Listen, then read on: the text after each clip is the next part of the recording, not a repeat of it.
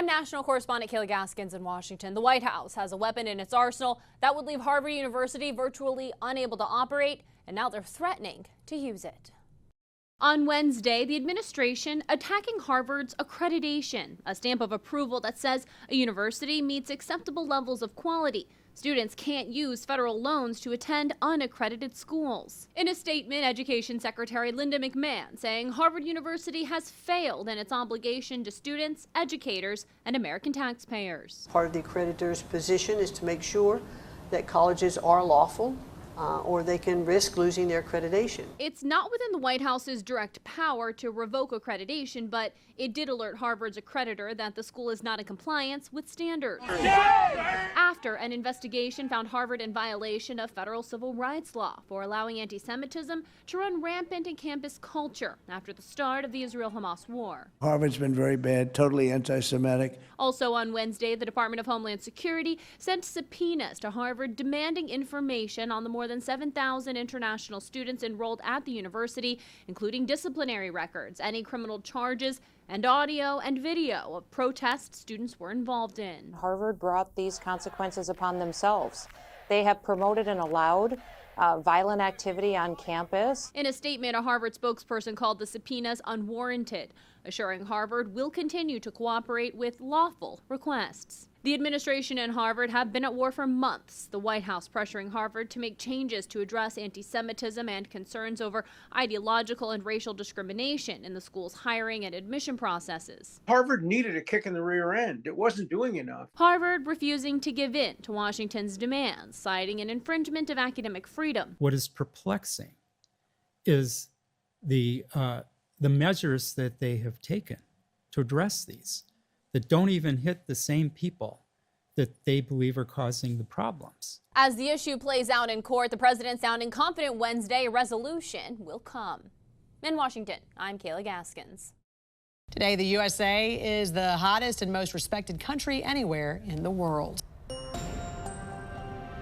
Happening today, oral arguments are set to begin between the Trump administration and one of the most prestigious universities in the world. A federal district judge in Boston is set to hear the cases between these two sides. Last spring, the White House pulled Harvard's $2 billion in federal funding for a host of reasons, claiming the school was letting anti-Semitism fester on its campus and for its so-called DEI practices.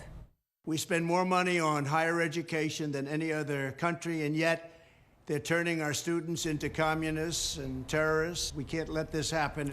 The Trump administration said it would restore the $2 billion in federal funding if Harvard met a list of demands, including, you can see it up here, ending DEI programs, also hiring some new faculty and making changes to their international student program. Now, Harvard isn't the only place of higher education the administration is targeting at this point. You have dozens of schools who are basically caught now in the crossfire. However, Harvard is the one of the only schools that really is pushing back against the administration by taking them to court. $1 billion legal battle between Harvard and the federal government kicks off Monday. Gloria Pazmino reports.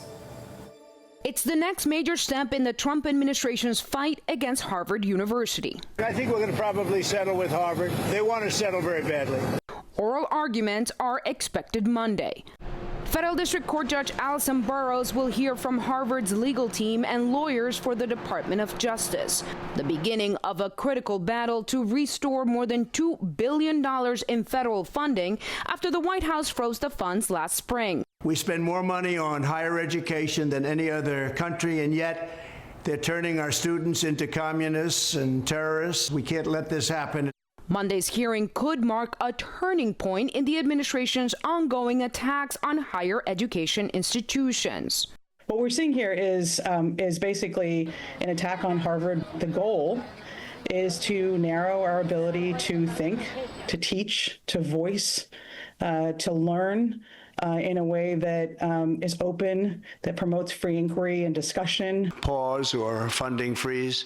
Days after taking office, President Donald Trump signed an executive order increasing enforcement efforts against anti-Semitism on school campuses. The administration also targeted dozens of colleges and universities. It threatened to cut Harvard's critical research and funding grants unless it met a strict list of demands, including ending diversity, equity, and inclusion programs, hiring new faculty, and making sweeping changes to international student programs.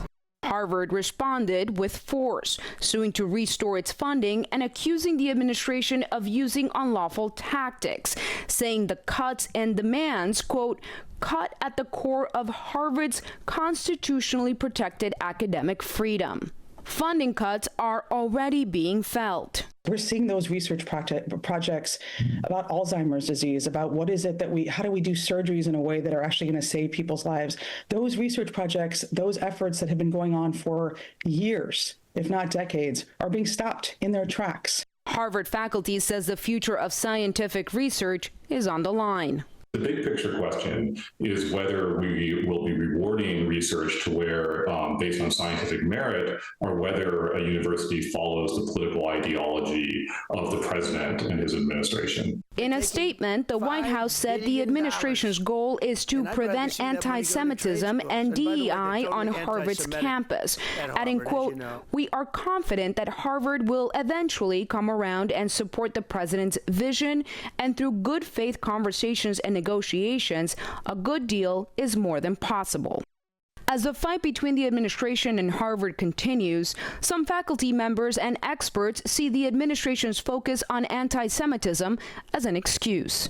This is a battle about power. I think that this is really about this administration trying to take down cathedrals of power around the country that are not their own. Gloria Pasmino, CNN, New York.